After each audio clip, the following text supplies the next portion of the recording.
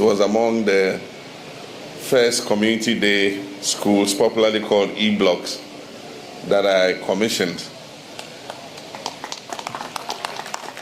And since the day I commissioned this school, this is the first time I've come back here. And so I'm very excited to be with you. I'm excited to be with you, my children of Kwabenya Community High School. I'm happy to see the school is thriving and growing from strength to strength. I knew that this school had potential because we opened this school just at the time the computer placement of students was taking place. And some parents in Kwabenya Domi area were frustrated that their children were being sent to faraway places at a tender age. Some were going to Kukurantumi, to Bunkurugu Secondary, to other places. And so the day we commissioned this school, the school was full. Parents whose children had been posted to faraway places quickly brought their children here. And I'm happy to see that the school is serving the community very well. Ayiko. Honorable Dr. Ibrahim Murtala Mohammed, Minister for Environment, Science and Technology, and other ministers of state and deputy ministers of state here present, senior government officials, Mr. Niloy Banerjee, UNDP country representative, members of the diplomatic corps, heads of institutions, Hajia Rahinatu Yakubu Salifu, headmistress of Kwabenya Community Day School, Nime, Name, friends of the media, and let me acknowledge some of our chiefs who are here and to apologize that we didn't greet them. We should have exchanged greetings before the start of this program, but when we are done, I'll come over and come and pay my respects to you. We have Nitete Ahmed II, Kwabenya Jasiche, the principal chief kingmaker of Kwabenya. We have Niamo the first, the Amwaman Kotoku Oblanhi Manche.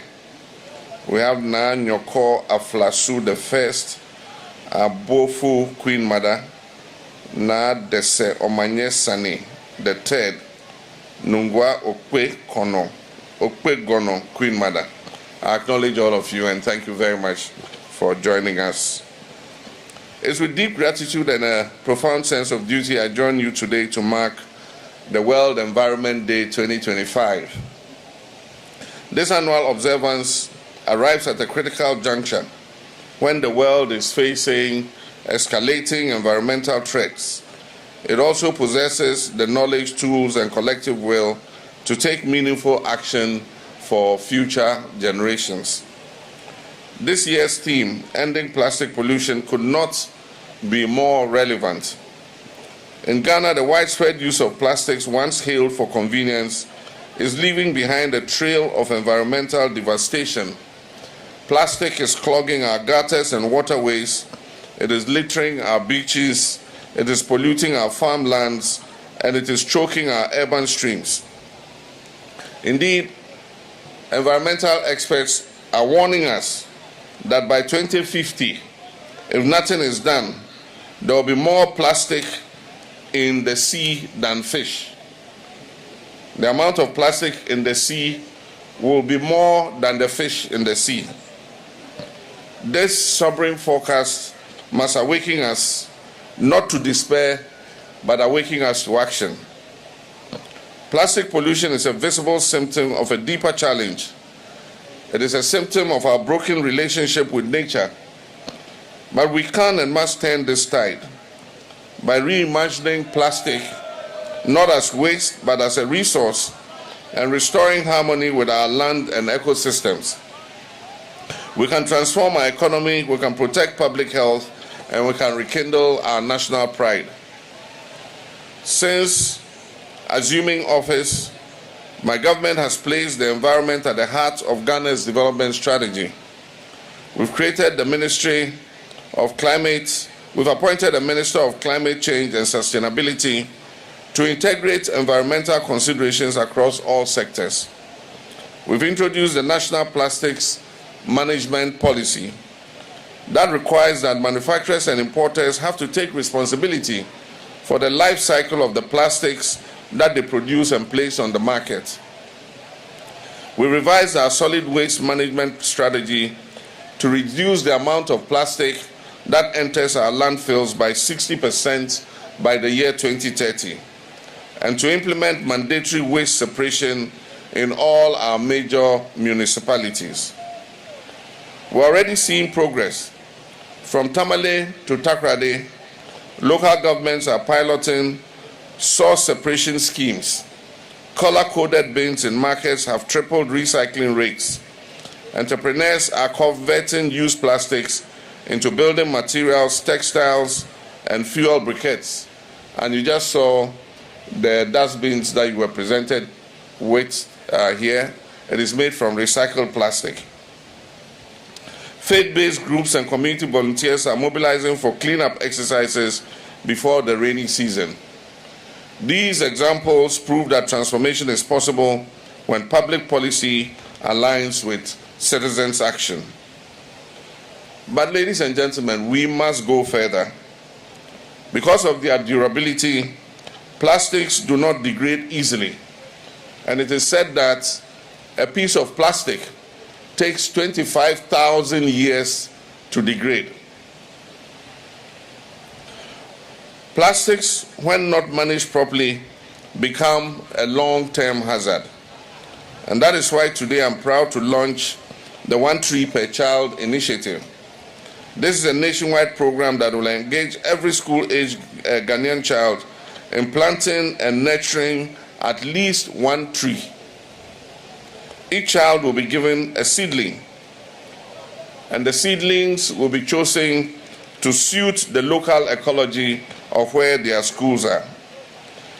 And guided by their teachers, local environmental officers, forestry officers, and traditional leaders, they will be shown how to care and nurture the tree to grow. By 2030, this program will result in tens of millions of trees planted. These are trees that will stabilize our soils, trees that will cool our cities, and trees that will absorb carbon dioxide and restore our degraded ecosystems. More importantly, each tree will serve as a lesson in responsibility, sustainability, and civic pride. This new initiative builds on the foundation of the Tree for Life afforestation program, which I launched in March this year in Nkawie in the Ashanti region. That program targets the restoration of at least 7 million hectares of degraded land and the planting of millions of trees nationwide. As part of our national efforts, I'm pleased to formally announce the commencement of the 2025 National Tree Planting Exercise, which begins today, June 5th, and will continue through till June 30th. Our target is to plant 30 million trees across the country during this period.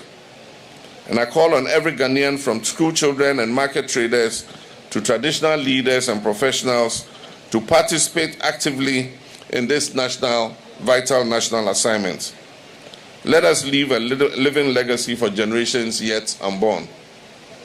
Distinguished guests, ladies and gentlemen, plastic pollution and deforestation may appear unrelated, but they stem from the exact root cause, treating the environment as an afterthought. Addressing both demands a fundamental shift in how we view development, placing sustainability, resilience, and equity at the center of our development paradigm. A Ghana where children plant and care for trees is a Ghana that will reclaim its forest. A Ghana where children plant and care for trees is a Ghana that will safeguard its watersheds and restore their natural glory. A Ghana that recycles and reuses plastic is a Ghana that will protect public health, foster green jobs, and reduce emissions. But to succeed, we need partnerships.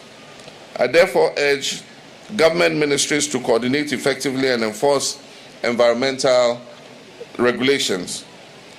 I urge local authorities to clamp down on illegal dumping of garbage and support sanitation efforts. I urge security agencies to uphold environmental laws as a matter of national duty. The private sector should invest in recycling infrastructure, adopt circular economy practices, and lead on extended producer responsibility. Development partners would expand support for green innovation, modern recycling technologies, and training programs through our Circular Economy Center of Excellence. And to every Ghanaian, I issue one simple challenge. All of us must say, I will not litter. I will reduce my plastic use. I will plant and care for one tree at least. That is a pledge you have made in front of me. I'm the witness. You all said it. So next time, I don't want to see any of you drink water from sachet plastic and just throw it on the floor. Please walk to the next bin and put it in the bin so that it can be safely disposed of. Let us refuse single-use plastic, sort our waste at home, adopt sustainable alternatives, and teach our children through example that a clean, green Ghana is not only possible, but it is a necessity. Our health, agriculture, tourism, climate resilience, and international reputation all depend on the decisions we make today. In the months ahead, we'll organize regional tree planting festivals, launch national cleanup drives, and host an annual Green Innovation Expo to highlight Ghanaian solutions to environmental challenges. These actions will sustain public momentum and strengthen the national commitment to ecological renewal. Let me take the opportunity to thank the Chief Operating Officer of Maseko, who have promised to assist us plant 30 million trees. They have a record of doing it. They've done it before in Myanmar, and they have come with their expertise to help us grow at least 30 million trees in Ghana. I say thank you very much to the CEO. And I want to recognize a good friend of mine. He was a footballer in England. He's retired.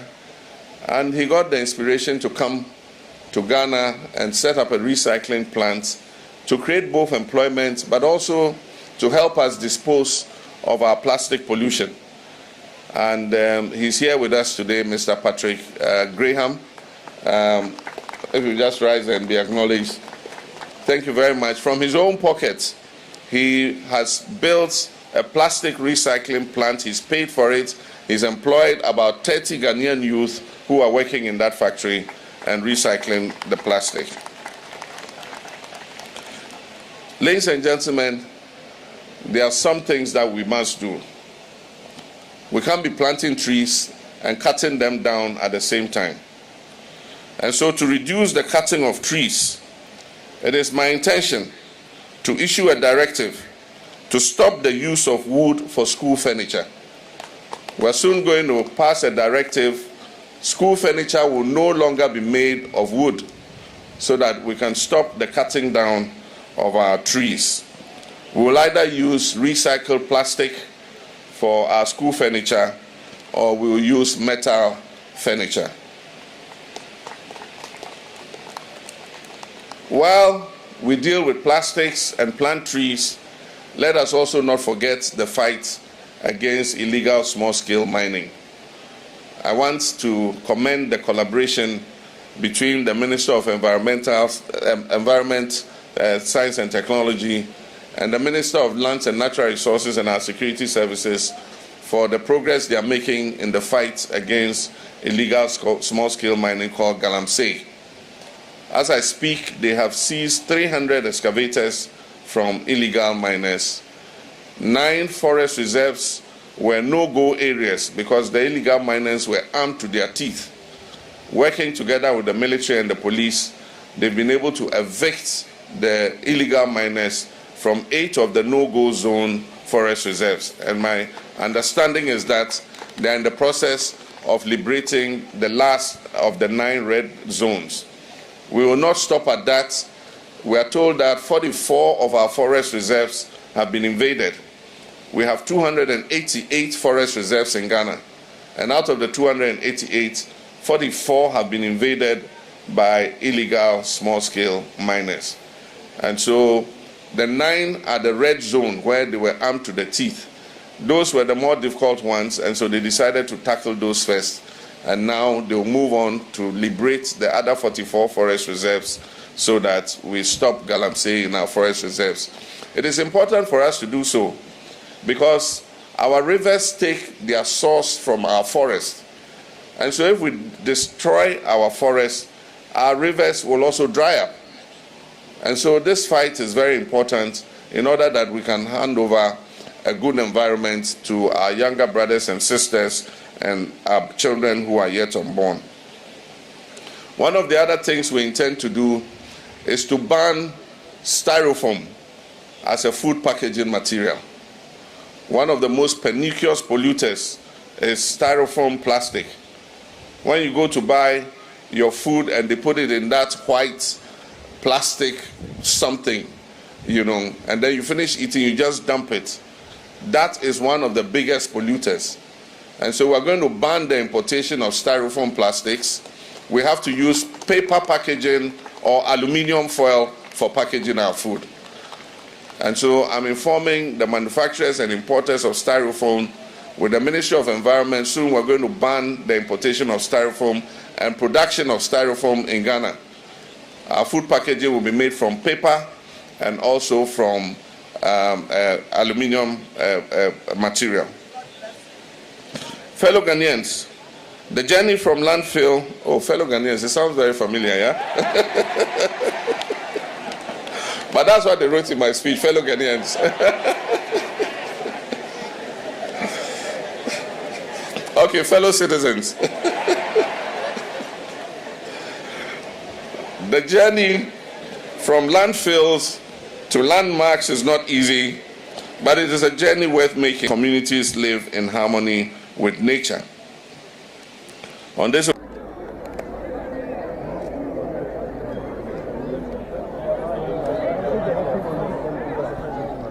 minister has already planted.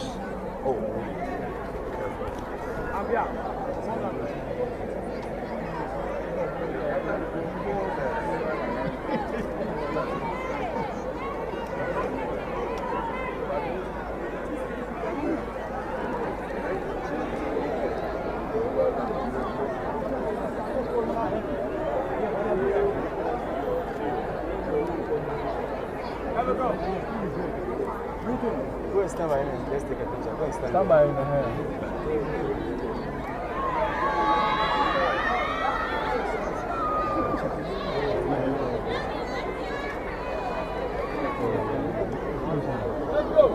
Excuse me.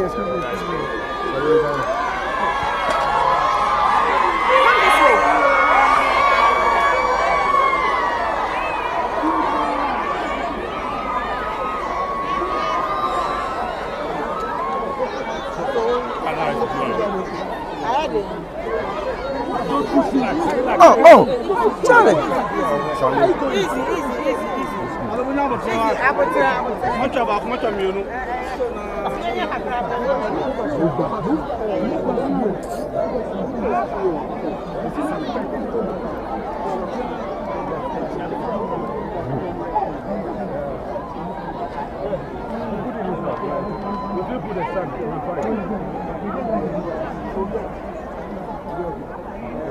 One boy, one girl.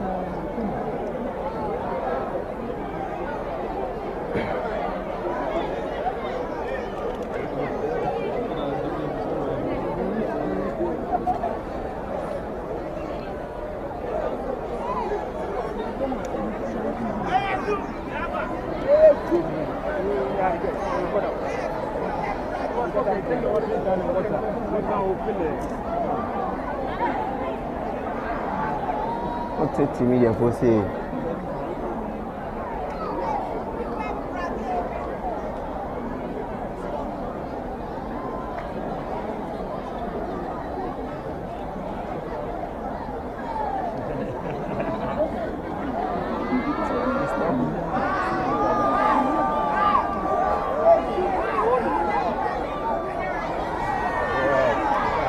Oh.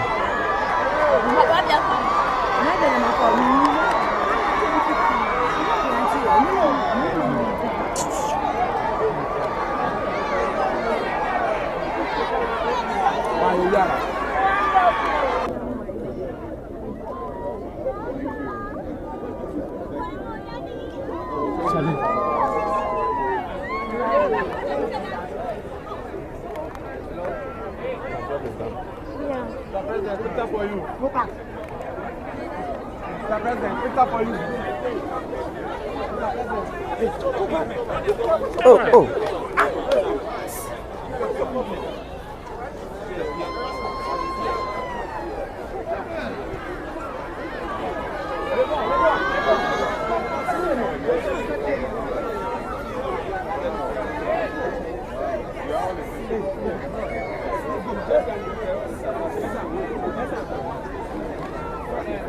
Very simple.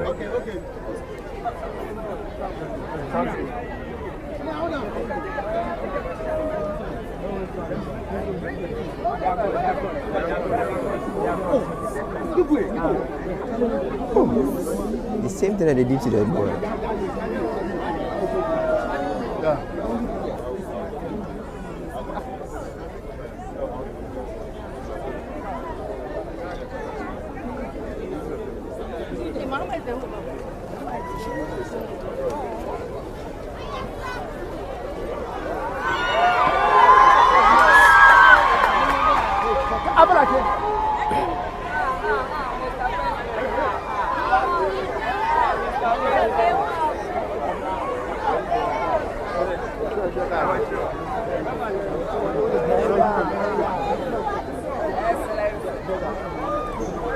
You get a chance to take it, you want to go.